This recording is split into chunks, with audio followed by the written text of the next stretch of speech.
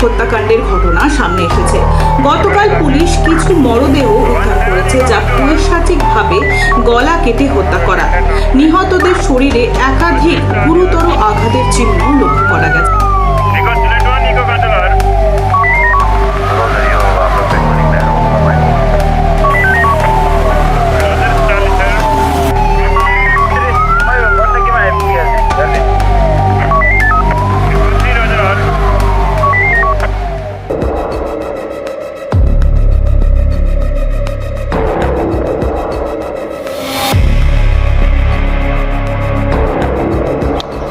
কি হয়েছে কে তুই কে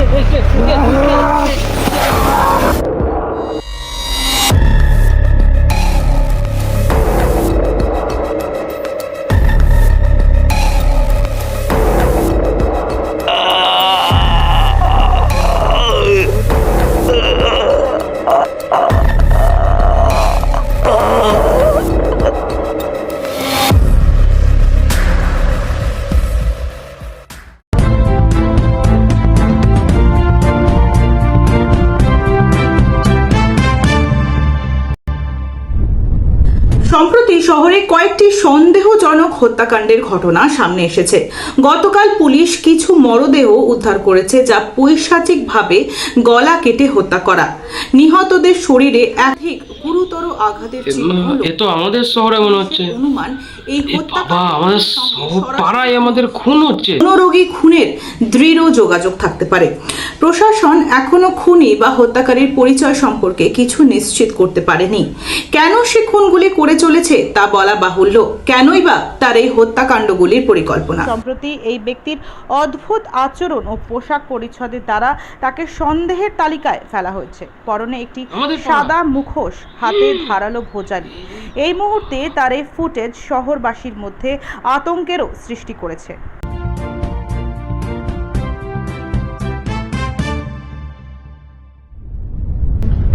এই মুহূর্তে সবথেকে শিহরণজনিত খবর, শহরের এক নির্জন এলাকায় একটি সাইকো কিলার অর্থাৎ মানসিক ভারসাম্যহীন ব্যক্তিকে সিসিটিভির দ্বারা শনাক্ত করা গেছে। সম্প্রতি এই ব্যক্তির অদ্ভুত আচরণ ও পোশাক পরিচ্ছদের দ্বারা তাকে শনাক্ত করা গেছে। নিহতদের শরীরে একাধিক গুরুতর আঘাতের চিহ্ন লক্ষ্য করা গেছে। পুলিশের অনুমান এই হত্যাকাণ্ডগুলির সঙ্গে সরাসরি মনোরোগী খুনির দৃঢ় যোগাযোগ থাকতে পারে। কেন সে খুনগুলি করে চলেছে তা বলা বাহুল্য। কেনই বা তার হত্যাকাণ্ডগুলির পরিকল্পনা? না, অনেকক্ষণ হয়ে গেল, অনেকক্ষণ ফোন ঘাটা, এবার টিউশনে যাই।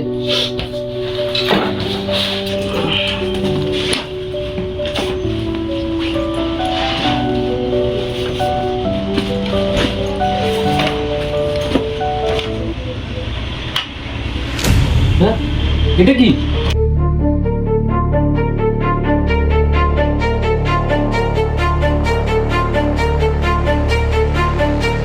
আরে, এ তো সেই খবরে দেখাচ্ছিল খুনিটার এই অস্ত্র আর মুখোশটা এখানে কি করছে? তার মানে দাদা কি?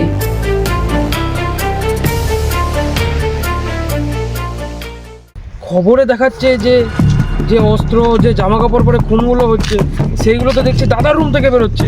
ও যখন এতগুলো খুন করেছে, এতগুলো যখন মানুষ মারতে পারে, আমার তো মনে হচ্ছে যেন বাবার খুনিটাও ওই। আজকে তো ওকে কথা বলবেই ওর সাথে যে ও কী করছে, বা ও এরকম বেরিয়ে যায় ঘর থেকে যখন তখন, আসে সেই রাত্রেবেলায়, সেই ভোরবেলায়। আমি তো বুঝতে পারছি না। বাবাকে তুই খুন করেছিস? আরে এই শহরে যতগুলো খুন হয়েছে সব কটা তুই করেছিস, ঠিক আছে? আমি তোর ঘর থেকে রক্ত লাগা মুখোশ আর ওই অস্ত্রটা পেয়েছি, ঠিক আছে? তুই একটা সাইকো। তোকে আমি পুলিশে দেবো, পুলিশ খুঁজছে তোকে পুলিশে দেবো। তুই চল আমার সাথে, তুই চল।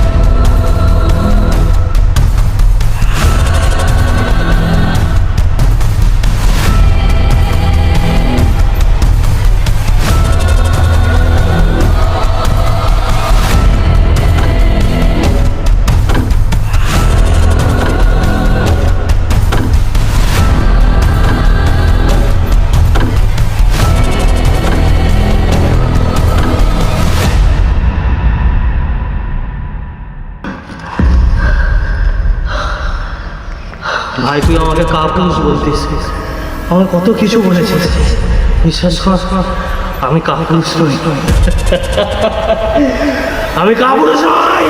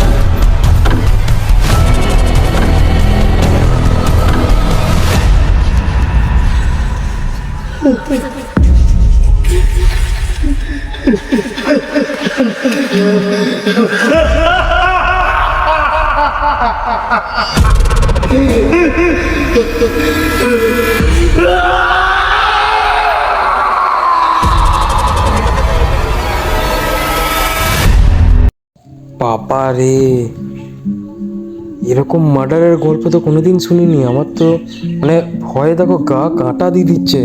আচ্ছা রাজুদা, তুমি এই কথাটা বলো, ওই খুনিটা কি এরপরে পার পেয়ে গেল? ও কি মানে এরপরে আর কোনো শাস্তি পাবে না?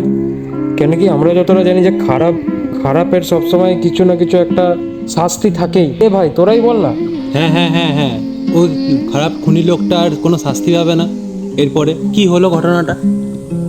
শাস্তি তো পাওয়া উচিত, ওকেও তো নিশ্চয়ই কেউ না কেউ তো আসবে শাস্তি দেওয়ার জন্যে। তোরা সেই ছেলে মানুষটাই রয়ে গেলি রে। ওকে সবাই দুর্বল ভাবতো পাগল, ও খারাপ মানুষ কেন? ও সবাইকে এটা দেখিয়ে দিল যে ও দুর্বল নয়। চল এলাম তাহলে, টাটা, দেখা হবে আবার পরের দিন নতুন গল্প নিয়ে আসছি। চল, বাই বাই।